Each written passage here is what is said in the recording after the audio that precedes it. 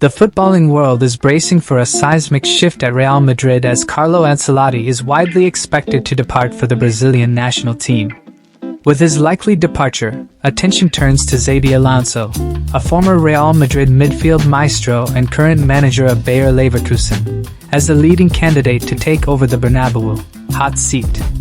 Under Alonso, Real Madrid could potentially line up in a 3-4-2-1 formation with Rudiger, Militao, and Huijsen in defense, Gutierrez and Alexander-Arnold as wingbacks, Tchouaméni and Valverde in central midfield, Vinicius Jr. and Bellingham as attacking midfielders, and Mbappe as the center forward.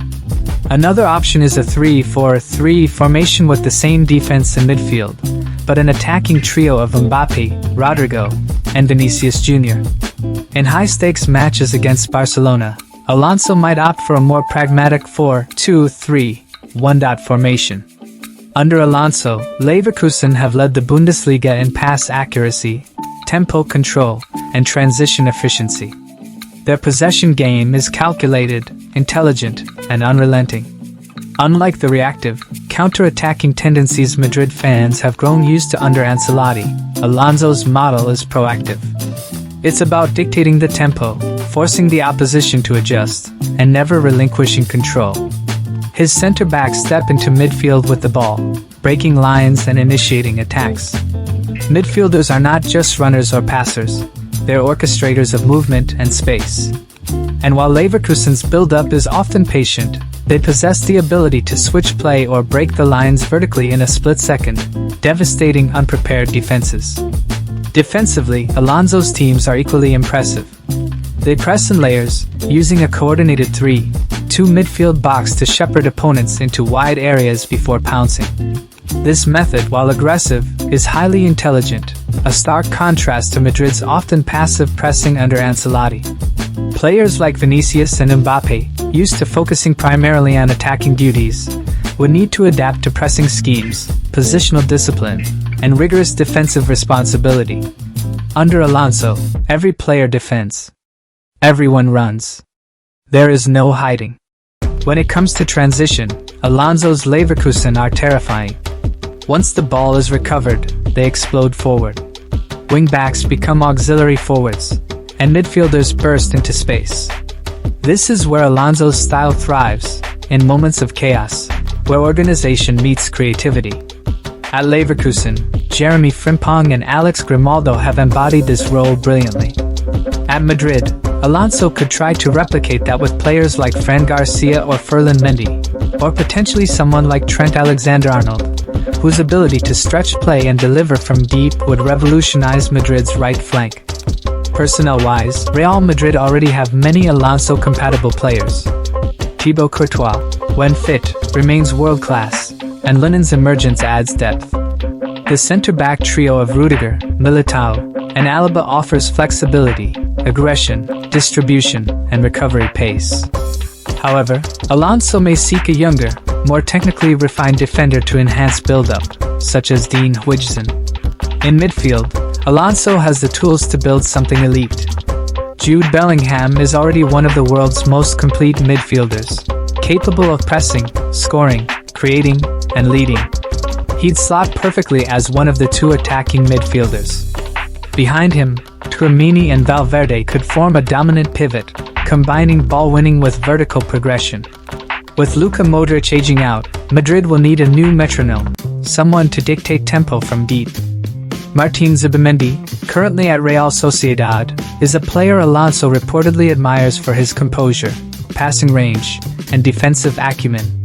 Dani Ceballos and Arda Güler could also play significant roles under Alonso. Both possess the technical quality to function in a possession-heavy side, though they will need to improve their consistency and tactical awareness. Alonso's detailed coaching style could be just what they need to evolve.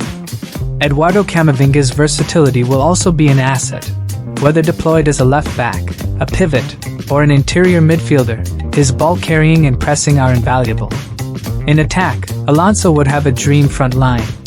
Kylian Mbappe and Vinicius Jr. are two of the most explosive players in the world. Rodrigo brings finesse, movement, and creativity, while Brahim Diaz offers versatility. Endrick, The teenage sensation from Brazil will be groomed into the striker role, a pressing forward who links play and finishes clinically. Alonso's system demands forwards who contribute to all phases of play, and in this regard, Madrid's talent pool is ready. Ancelotti's departure could finally bring tactical coherence to a front line brimming with potential. But the biggest change Alonso brings isn't tactical, it's cultural. Ancelotti's Madrid has been about freedom, adaptability, and trust in individual brilliance. Alonso's Madrid would be about structure, repetition, and systems thinking. Players would still have room to shine, but within a defined framework. Creativity would exist inside design, not outside it. Training would become more intense, more detail-oriented, and more tactically demanding. Stylistically, Alonso is closer to the likes of Pep Guardiola or Julian Nagelsmann than to Ancelotti. He believes in identity, a way of playing that remains consistent regardless of the opponent. That kind of consistency is what Madrid has often lacked in recent years, especially in the Champions League, where games are often decided by one mistake or one moment of brilliance. Alonso's system aims to reduce the randomness. However, Real Madrid is no ordinary club. Managing egos, expectations, and the relentless pressure of the Bernabeu is a different beast. Can Alonso, still relatively young in managerial terms, command respect in a dressing room full of global superstars? Can he convince Vinicius, Mbappe, and Bellingham to run, press, and sacrifice for the team's shape? Will he be afforded time to embed his system in a results-driven environment? These are the questions that will define his success. Transfers will be pivotal. Alexander-Arnold would be a marquee acquisition who fits perfectly.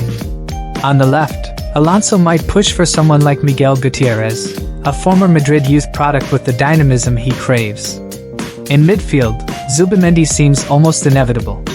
And at centre-back, a new generation leader like Huijsen could be vital to sustaining Alonso's build-up philosophy.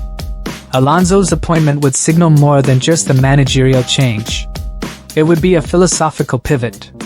A move away from reactive brilliance to proactive dominance.